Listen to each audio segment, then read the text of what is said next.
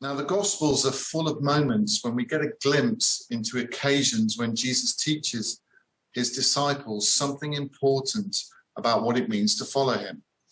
And this is one of those moments. And these glimpses are used by the Gospel writers to teach us, as we look back from the distance of history, at what Jesus was teaching his disciples. So let's do just that. Let's look in from the distance of history and explore this moment to learn something important about following Jesus. We see that the passage that we're looking at starts with a question. Rabbi, who sinned, this man or his parents, that he was born blind? And at first glance, this may seem a pretty strange question to us. It certainly tells us a lot about the disciples, how they viewed Jesus at this time, and how they viewed their relationship with him. Now, the disciples call Jesus Rabbi, which essentially means teacher, but it's a specific kind of teacher. It's a teacher of the Jewish law. And at this point in their relationship, they expect Jesus to help them become proficient in their understanding of the Word of God. And when faced with a blind person, it's not surprising, therefore, that they ask Jesus a question that relates to verses in the book of Numbers in the Torah. And they're referring to Numbers chapter 14, verse 18. And it says this: "The Lord is slow to anger, abounding in love, and forgiving sin and rebellion. Yet he does not leave the guilty unpunished. He punishes the children for the sin of the parents to the third and fourth generation." Now, the fact that they asked this kind of question in the first place tells us a lot about how the disciples view the blind man in front of them, the suffering that he's experiencing, and their response to it. Let's just follow the disciples' reasoning for a moment. So, Jesus as rabbi is going to instruct them in the meaning of Jewish law. And understanding the meaning of the law is essentially an academic exercise that stretches the mind and challenges the intellect. They want to be seen to be knowledgeable in the law. And who wouldn't want to impress their teacher? So they come up with a clever question that they think will show them in a good light to their rabbi. They see the man's blindness, this disabling condition, as being a consequence of sin, as alluded to in the book of Numbers. It's cause and effect. If you sin, God will punish you. So the suffering the blind man is experiencing is God's punishment. Now, if God has administered his punishment by causing the man's blindness, it's not appropriate to ask whether or not they should intervene to alleviate the man's suffering in some way. The law would say that it is God's will that this man should be blind and suffer as a result. So intervening would go against the will of God. And that is a good justification for not trying to bring some comfort to the blind man. But it is appropriate to ask who actually sinned, because that kind of question is about the law, and in particular, the meaning of the law. You see, the disciples are actually blind to the blind man's suffering. They see his suffering as a philosophical, theological, moral problem to solve, rather than someone who needs help. Now, I love Jesus' response. He says this: "Neither this man nor his parents sinned, but this happened so that the works of God might be displayed in him. As long as it is day, we must do the works of him who sent me." John, the gospel writer, doesn't give us any insight into Jesus' demeanor when he responds to this question.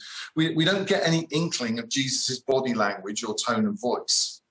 But I can imagine that there is more than a hint of frustration in the way he responds. I can imagine that he's thinking, how long do you need to spend with me before you get it? I mean, really, what kind of insensitive question is that to ask me in front of this poor man sitting here? He is in earshot, you know. He can hear you. He's not deaf as well as blind. His response is pretty definitive. Neither this man nor his parents sinned. He cuts right across the disciples' argument and thought process, and in no uncertain terms, he says, "You're wrong. And I think he is doing more than just communicating to the disciples. He's also communicating something to the blind man. He's saying, listen, I know they're wrong. They want to speculate and judge, but I'm not like that. I'm on your side here. But Jesus goes further. He wants to shift the debate away from the nature of suffering as judgment, and therefore a justification for inaction, and speaks directly to the disciples' desire for an easy explanation. Now, I don't know about you, but if I was one of the disciples, I would feel pretty shortchanged by Jesus' answer. And I have to admit that I do have some sympathy for them. Now, for all the clumsiness, the inappropriateness, the insensitivity of their question about who sinned, I think they were essentially looking to Jesus for an answer to a question that we all grapple with. And that question is this: why is there suffering? We all want an answer to the question why. We all want to understand and have an explanation that we're comfortable with and sits well with us. Now, Jesus responds, this happens so that the work of God may be displayed in him. And that response is not a comfortable answer. It's not the kind of answer that stops us grappling with the question of suffering. It provokes further questions and generates further internal struggle. It stretches the boundaries of our intellect and understanding. And I think that is exactly what Jesus intended when he answered in the way he does. You see, he wants his disciples, whether they were following him 2,000 years ago, 4,000 miles away from here, or whether they are following Jesus today, to go beyond our natural desire to have an answer to the question why, and to accept that there are things that are beyond our ability to fully comprehend. The reason for suffering is one of those things. And as someone who naturally wants to understand things, that is something I find very difficult to get my head around. So my struggle, our struggle with the nature of suffering continues. But Jesus doesn't stop there. He doesn't give the disciples the luxury of time for reflection or further debate. He stirs them into action with, as long as it is day, we must do the works of him who sent me. And then he spits on the ground, makes some mud, places it on the eyes of the blind man, and restores his sight. He gets on with the business of alleviating the blind man's suffering. It's as if he's saying to the disciples, now is not the time to be debating the nature of suffering. Now is the time to be doing something about it. In fact, we must do the works of him who sent me. We must do something about it. We must be about alleviating suffering. As followers of Jesus, that is what we've been called to. Now, let me make a couple of comments about Jesus' response to the blind man. Firstly, it was appropriate to the man's needs. Now, I know that may seem fairly obvious, but the blind man was blind. He needed to have his sight restored, and that is exactly what Jesus did. He restored the man's sight. Jesus met the blind man's needs. Secondly, he used what was available to him to meet the man's needs. It might seem strange, even shocking, that Jesus chose to spit on the ground, to make a mud pie, and to place that on the man's eyes. Jesus could have chosen any number of ways to restore the blind man's sight, but he chose what he had to hand, and he put it to work to alleviate the suffering of the person that he saw before him, someone he had come across in the course of his everyday life. Let me finish with some final thoughts and words of encouragement.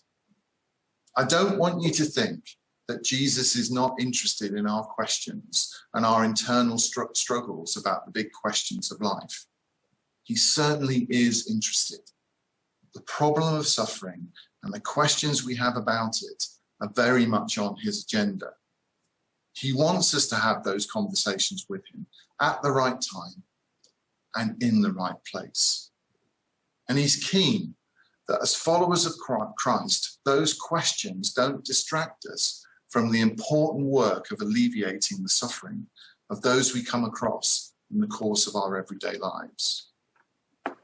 And he wants us to use the things we have at our disposal, our prayers, our finances, our talents, our hands and feet, our kindness to meet the needs of those who are suffering. So let's put that to work.